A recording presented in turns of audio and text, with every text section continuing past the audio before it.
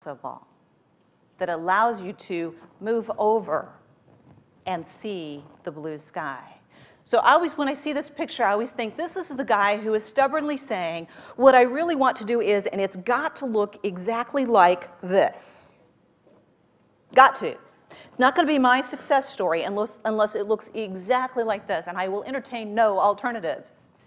And the blue sky is inches away. So that's that question of, can I redesign it? And I'll tell you just a quick success story around that.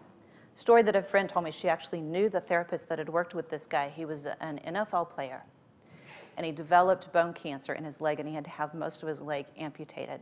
Now, let me tell you something. This was a guy who knew darn sure he really wanted it. He had permission to do it.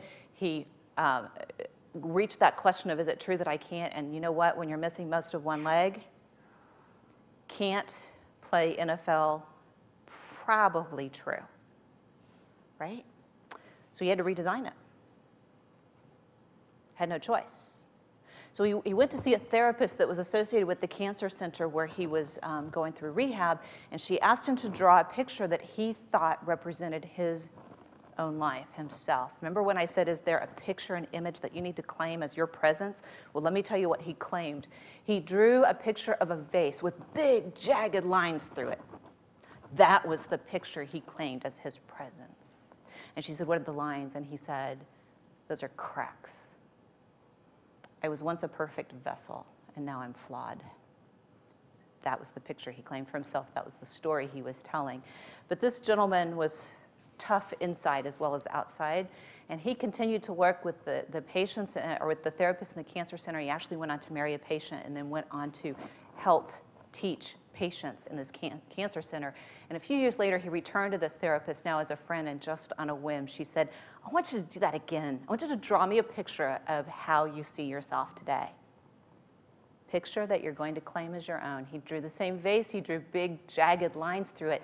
But then he drew these little lines radiating around the jagged lines. She says, what are these? He says, oh, that's my light. It couldn't get out before because I was too perfect.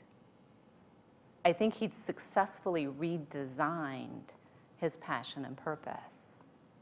I think he'd stepped over and seen the blue sky. So the last thing that we're going to do, and then we're going to take a break, and then we are going to come back here and talk about how you craft your own success story and the 5 essential elements that I learned from this whole process.